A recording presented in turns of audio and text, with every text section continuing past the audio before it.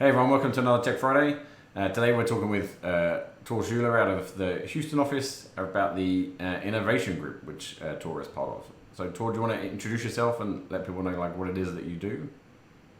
Yeah, absolutely. Thanks, Kieran, and thanks for having me up here on Tech Friday. Really appreciate you having me on. And I am the innovation lead for our Southwest region. I'm part of our global innovation team, and some of you might know me from also the Global Innovation Contest, which I've been running last year and run again this year. And so today, I think we're going to be talking a little bit about what it is that we're actually doing in the innovation group and what the purpose of that group is within Avanade. And actually, we've known each other for a few years, a little bit longer than the time we've been at Avanade because we both came from Infusion together. Yeah, that's right. And I knew what you did at Infusion, but I don't really know what it is that you do at Avanade. Although it's interesting, like you show up in a bunch of different ways, doing cool things with cool technology and the innovation contests and stuff like that. So first off, like, what group are you actually part of? Like, what's the proper name for the group and who runs it? So it's interesting. The proper name of the group is the Global Innovation Team, and we do have a global innovation lead, and her name is Miranda Hill. Okay. And it's a matrix organization. So actually, we have an innovation lead for each region of the company. So there are 17 of us, 17 regions, 17 innovation leads. But we're actually not reporting up to Miranda. We kind of have to dotted line to Miranda because the innovation leads are attached to the regions. So generally, we report to our regional executive. And that is so that we are, always remembering that the purpose that we're having is to drive business. Yep. Okay. Not to kind of shoot off the breeze and do all of this cool stuff there in isolation. In fact, I kind of always smile when I kind of hear that term, a global innovation team, because when I talk to clients about creating a culture of innovation or creating an innovative organization, the one recommendation I always make is don't make the mistake of creating an innovation team, because innovation teams is where innovation goes to die. Yep. Innovation has to be something that is done on an organizational level. It's you have to make it part of the DNA of the organization, and that's definitely what we're trying to do at Avanade. And so, the Global Innovation Team, our charter is not to be innovators. We want everybody at Avanade to be an innovator. So our charge is to enable innovation. Okay.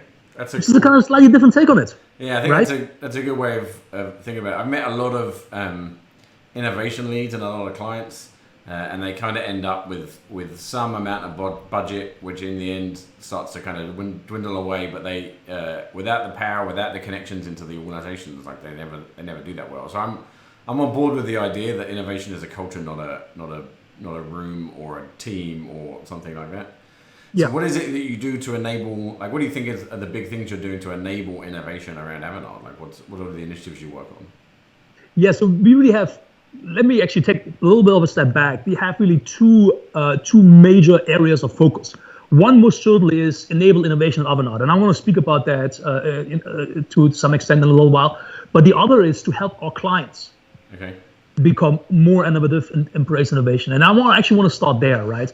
Because as innovation leads, as the innovation team, we are considered client-facing. So our job is to be in front of clients, helping clients to become more innovative, using, of course, Avanade's resources, Avanade's offerings, Avanade's technology. But in the end, it's not about technology, right? That's always the key thing that, we often as technologists, we kind of jump into this trap of using technology as a driver. But really, what we're trying to do is we're trying to work with our clients to identify what the desired outcomes are, to truly understand the desired outcomes. Because, when somebody comes to us and saying, hey, I need a new CRM, hardly ever is that the desired outcome. The desired outcome is not to have a new CRM. The desired outcome might be to better connect with my clients, to better understand their behavior, whatever it might be. But basically digging deep, trying to understand what truly the outcome is the first step for us to get a handle on identifying where the gaps might be and where we might bring our expertise and our technology and our skills to bear to ultimately enable that desired outcome. So it's that step away from a skills-based approach, which we are very frequently still doing at Avanade, where we're selling a skill. We are your database guys, we are your application developers, we are your CRM folks, we are your business apps people, to creating a desired outcome. I want to increase revenue by 80%. I want to never lose a customer again. I want to know before my customer might go away to the competition. How do we enable those outcomes? And once we ask that question, the discussion changes. And we're not providing a skill anymore. We're providing an innovative partnership where we're working jointly with our clients to explore what might be possible to be done to achieve those outcomes. This is hardly ever straightforward. And so it involves not just one offering. Generally, it involves a host of offerings that we're tying together to essentially create and facilitate those outcomes. That's really the difference, I think, between kind of the traditional skills-based approach and what we're trying to do on the innovation side when we work with those clients. And the way we generally do this, we are pre-sales most often. So we do a lot of workshops, we do a lot of design thinking, human-centered design, those type of things, to truly dig at these outcomes and work with our clients. We don't actually do the ideation, the clients do the ideation, we just facilitate. And so you fit somewhere in the spectrum between like pure advisory, where they're it's about that's more management consulting and like changing the business processes and whatever else, and then the pure implementation where, I mean, like when we do A&I, we do like strategic consulting for that, and we look at I like to think of the term job to be done, which is like a way of analyzing the kind of root problem someone's trying to solve, the root thing they're trying to achieve. But we do that like kind of more heavily with a technology lens that's built the system that supports the business, that supports that job to be done.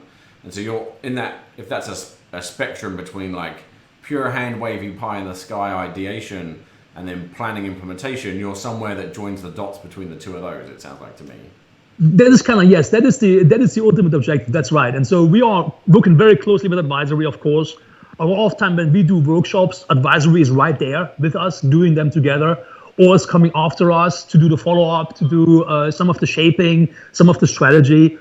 Very often the studio is following behind us. So we're kind of, that triumvirate between, advisory, innovation, and studio. That's where we usually play a lot of times.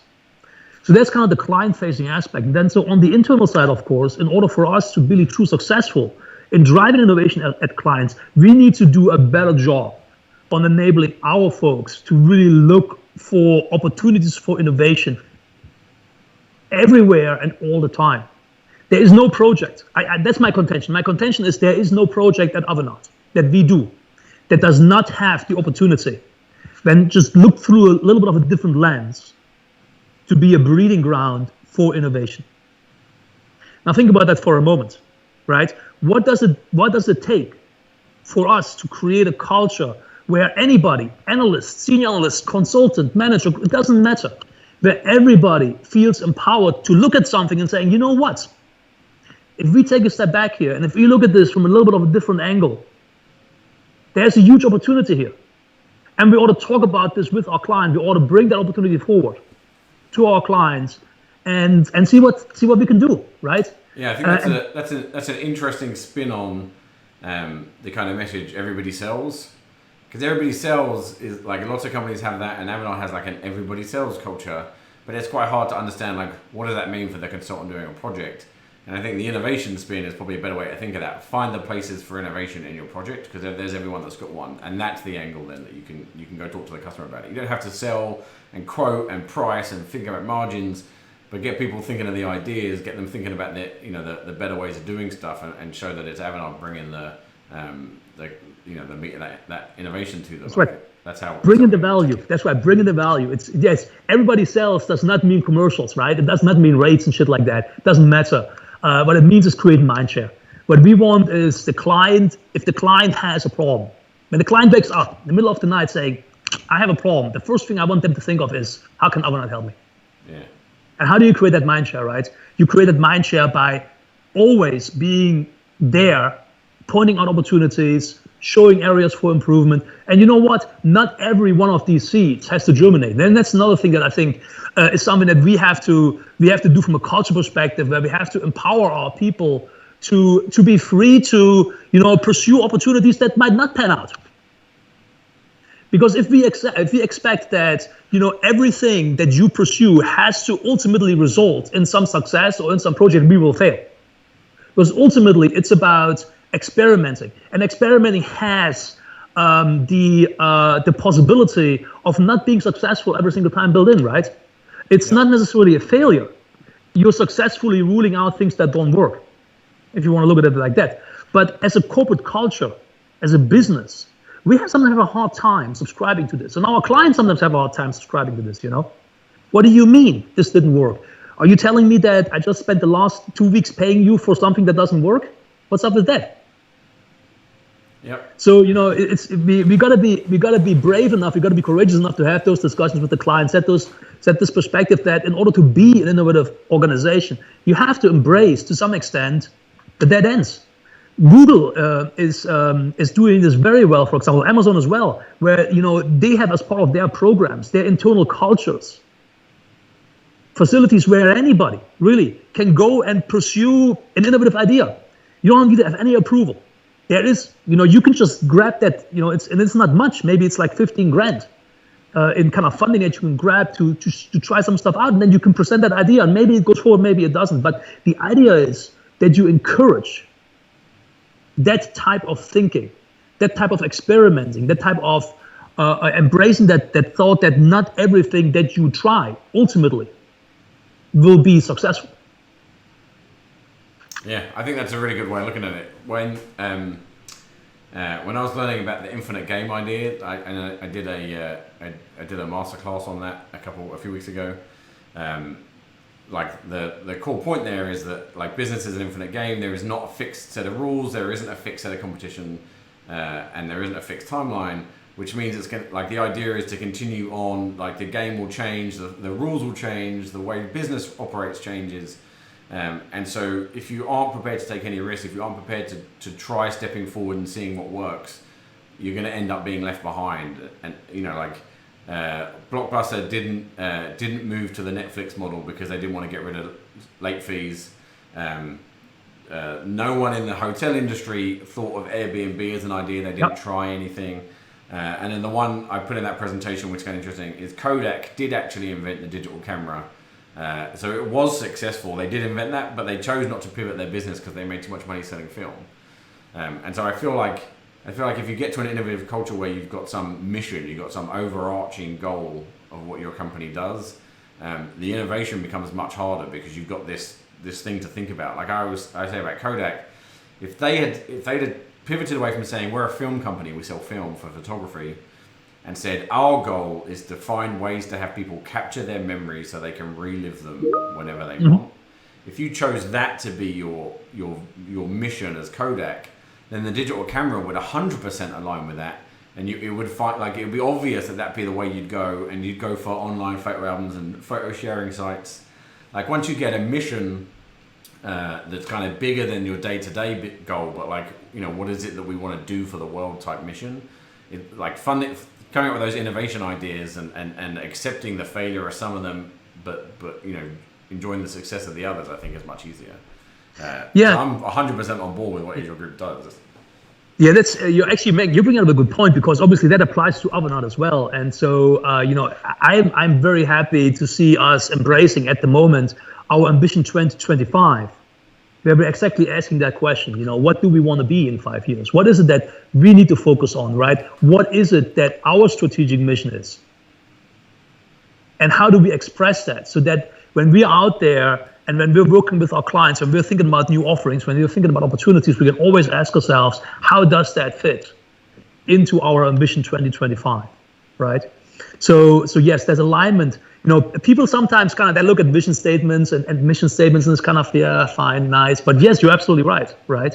If you truly think about those, and if you truly use them to guide your activities as the North Star, so to speak, for your plans, for your strategies, for your executions, and yeah, they have a tremendous value. And yes, they can make or break your company very clearly.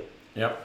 So what did, like, so people around Avanade watching this who feel like there's opportunity for innovation in their team, or they want to get involved in innovation things, like what can they do to kind of get involved with your group, to understand what it is that you're doing, to maybe it's extracurricular activities for them, maybe it's opportunities in their account. Like, how do people get involved in innovation at Avanade? Like, how can they start to take part? So there are a lot of opportunities for that. I would say the first thing I would encourage you to do is, if you don't know it, find out who your regional innovation lead is and just introduce yourself, say hi. Make sure that you know him or her, and he or she knows you, right? Yep. It's because it's all about relationships. It's all about connections, right? So make that connection. That's the first thing. But besides that, we have a number of programs that we run throughout the entire year. They are under our Innovate umbrella. You all have probably heard and participated, most likely, in the regional innovation events that happened earlier in the year, just before the COVID stuff really took off. So some of them happened still physically, others went virtual. Some of them have been canceled, unfortunately. But that was our kickoff for our Innovate 2020 campaign. Right now, we are in the middle of our innovation contest. Obviously, the open innovation period has closed for that one, so we're in the second round. So, but next year it's going to be back, and so prepare yourself to participate next year. This is our premier innovation event, where you can embrace client challenges, and then each region, depending on the innovation lead and the activity of the innovation leads, we have budgets for hackathons, for events, for get-togethers. Here in Houston, for example, we have this innovation center. So once in a while we have a hackathon, and we just take something here like a coffee machine or something like that, and we'll see what we can do with it, right? We'll hack it. We'll see whether we can IoT it up and hook it up to IoT Central and make coffee from 3 rooms over or something like that. It's as much about creating community, bringing people together, having fun talking, as it is about exploring the technology. But those are some of the things. There are also, as part of our studio, we have efforts that we're undertaking to do some bench projects with new technologies like the HoloLens 2 or guides or what have you. So there's plenty of opportunity to engage, to produce things, to connect with like-minded people. We have people here in the Southwest that I have one guy. His name is Ralph Compton. He's very interested in IoT. So shout out to Ralph here. He is always putting on some events, and I can help him, with some budget to buy some pies or whatever it is that he needs to do his events. So your innovation leads can not just help you to get connected to the community of innovators within Avanade. If you're interested to start something up, to do a lab, to do a session, talk to your innovation lead and have them support you, have them, fund your activities, because that's what we're here for. Awesome. Okay. Is there a place people can go to find out their innovation lead? Like, where do people go look that up? Is that something? Yes, there is in fact a site on the hub, and I want to say it's probably avanade.sharepoint.com site innovation. Okay, we'll share that link in the description. I'm pretty sure it is. So yeah, and there is a page. There's a nifty page that tells you all of the innovation leads, for all the different regions. And you can also always reach out to Miranda Hill, who is our global innovation lead. And of course, you can always reach out to me, and I hook you up. I'll be happy to be the go-between and hook you up with your regional innovation lead. All right, awesome. I appreciate you coming and talking to me today about the innovation group. It certainly it interests me. Hopefully, it interests a bunch of people that are watching this. And we'll post that SharePoint link in the show description. And then we're definitely going to have you back to talk about the innovation contests and all those kind of things as they happen over the next year. Yes, absolutely. The finals for the innovation contest are going to be late June, and they're going to be live streamed for the entire company to participate. But what I'd love to do is I'd love to bring the winner of our 2020 innovation contest onto the show. Yeah, I think that'd be awesome. Let's talk to them, right? About That's right. Their their submission was. Yeah, that'd be Right. awesome. And to your viewers, if you have any questions, feel free to reach out. I'm usually around here in the Houston office, and if I'm not, I'm always a Teams call away. Great, thank you. All right, Thanks man. very much. Take it easy. Bye.